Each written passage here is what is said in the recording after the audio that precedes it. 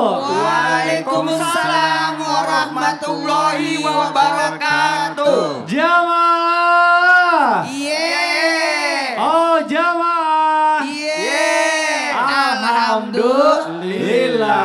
Alhamdulillah jamaah bertemu lagi di Islam Itu Indah. Masya Allah. Baik jamaah, sebelum kita memulai acara kita, sebelum kita belajar bersama-sama, sudah ada bersama saya Bapak siapa? Pak Nung Hermansyah. Pakai mic-nya Pak. Pak Nung Hermansyah. Dari mana Bapak? Dari Cirebon. Dari Cirebon, tepuk tangan dulu Mantap dong. Cirebon. Mantap Cirebon. Bapak katanya ada yang mau dicurhatin. Kenapa sih Pak pagi-pagi udah mau curhat? Apa sih Pak? Kenapa Pak? Oh iya begini. Saya sering banget lihat orang, terutama teman saya. Ya kenapa temannya Pak? Itu suka pakai perhiasan yang mahal-mahal. Oh. Kayak sombong gitu. Kayaknya butuh yang validasi deh. Oh. Bagaimana tuh Pak Ustadz? Oh bagaimana? Iya. Mau tahu? Pengen tahu. tahu. Ya di rumah juga mau tahu. Iya. Gimana nih kalau ada orang sombong Iya. yang sepertinya butuh validasi. Betul. Gimana kalau kita bahas ajar ini? Kalau gitu kita bahas, karena pas banget sama tema kita di pagi hari Memang ini. temanya apa? Tema di pagi hari ini adalah kita ini baik atau cuma terlihat baik. Tepuk tangan Masya dulu Allah. dong. Baik Bapak. Bapak simak baik-baik ya pembahasannya. Iya. Bapak boleh silakan duduk kembali. Masya Allah. Terima kasih. Terima kasih Bapak. Ibu boleh tepuk tangan dulu buat tema kita di pagi hari ini. Masya Allah. Sebelum kita masuk ke pembahasan, tentunya kita panggilkan dulu guru kita, Ustadz Syam. Ustadz Syam, Masya Allah. Siap, kirain host baru tadi itu. Iya, saya juga udah kaget. Saya hampir tergantikan nih kayaknya.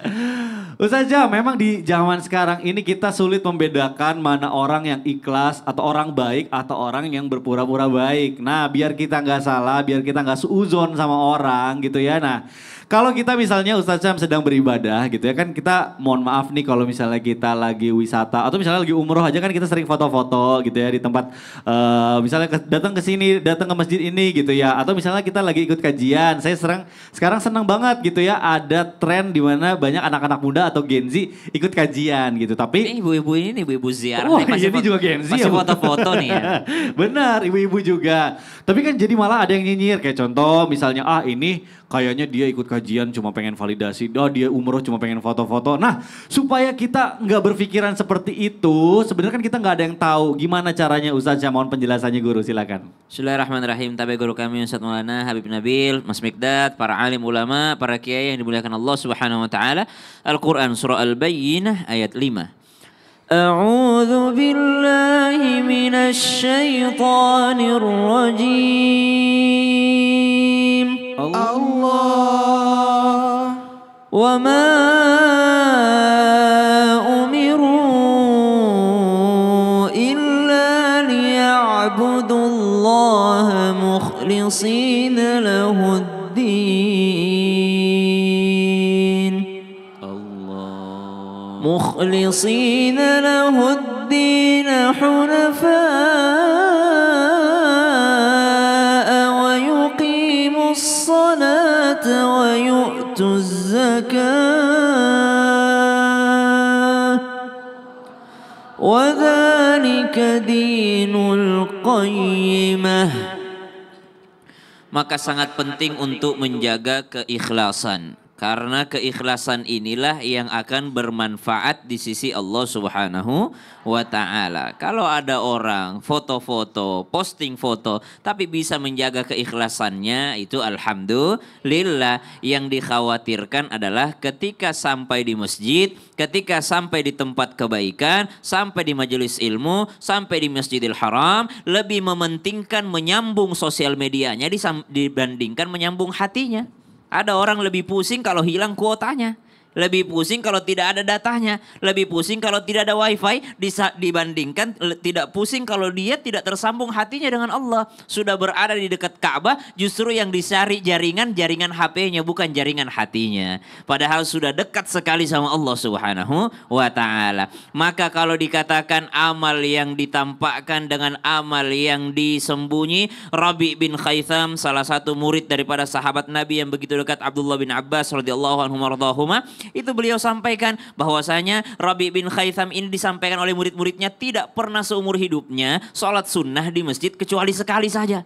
Kenapa? Sholat sunnahnya disembunyikan. Subhanallah. Tidak mungkin beliau tidak sholat sunnah. Beliau selalu sembunyikan sholat sunnahnya di rumahnya. Bahkan ada seorang ulama itu, seorang soleh, kalau bangun tahajud sepanjang malam, subuh-subuh itu teriak, astagfirullah, saya ketiduran. Padahal habis sholat tahajud. Supaya dikira bangunnya sholat subuh. Subhanallah. Bahkan Imam Syafi'i rahimahullah beliau sampaikan tidak pantas seorang alim, seorang beriman itu menampakkan seluruh amal ibadahnya karena mereka tahu bahwa amal yang ditampakkan sedikit sekali manfaatnya di hadapan Allah. Ya Allah. Yang banyak manfaatnya itu amal yang disembunyikan. Waduh. Tapi zaman sekarang memang zamannya Iya. mempromosikan. Betul, Kalau betul. niatnya memang mempromosikan Betul. tanpa mengganggu keikhlasannya itu bagus. Betul. Apalagi amal yang wajib seperti Iya. sholat 5 waktu, Ya. zakat itu Betul. tampakkan. Betul, Nah. karena kita jangan sampai kalah sama bad influence ya. Betul. Masa kita yang buruk-buruk maksiat, kita posting-posting, masa kita kebaikan kita takut. Ada juga ulama berpendapat demikian, jangan sampai kalah dengan yang buruk-buruk yang ditampakkan, maka tampakkan juga kebaikan. Masya Allah, boleh tepuk tangan dulu. Siap, Terima kasih sama-sama. guruku Ustaz Syam, Masya Allah.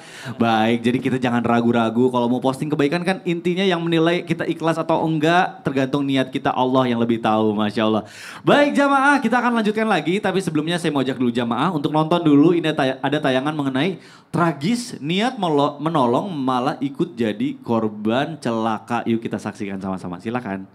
Ini memang berarti pelajaran untuk kita ya Beb ya. Betul Sebelum sekali. menolong kita juga harus waspada ya. Misalnya kita mau menolong ada misalnya binatang nyebrang di jalan tol ya, kita jangan nyebrang ikut di jalan tol, bisa bahaya. nyemplung jadinya. Iya.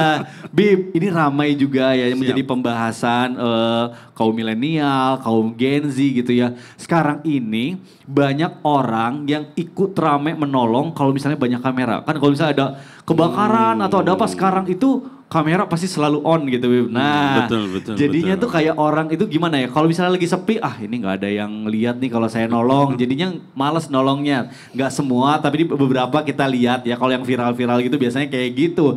Nah, gimana sih Bib supaya kita itu bisa ikhlas dan apa ya? Nggak berharap validasi dari manusia, tapi dari Allah. Nah, ini Masya mohon Allah, penjelasannya Masya Habib. Allah. Silakan Habib Nabil. Baik, izin Ustadz Maulana, izin juga Ustadz Syam dan para guru sekalian. Assalamualaikum warahmatullahi wabarakatuh. Waalaikumsalam warahmatullahi wabarakatuh. Alhamdulillah wassalatu wassalam ala Sayyidina Rasulillah wa ala alihi wa sahbihi wa mawalah amma ba'd.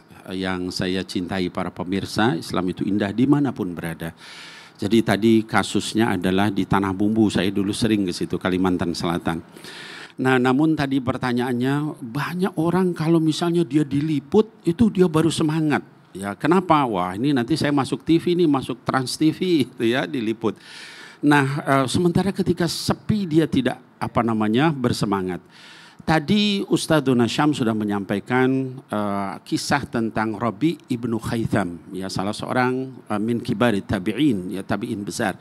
Saya juga akan menceritakan ada seorang juga tokoh sufi namanya Yahya bin Mu'adz. Ya, Yahya bin Mu'adz ini mengingatkan kita dengan satu kata-katanya yang terkenal sehingga banyak orang menyangka itu hadis Nabi, padahal itu adalah kata-kata beliau. Apa kata-kata beliau?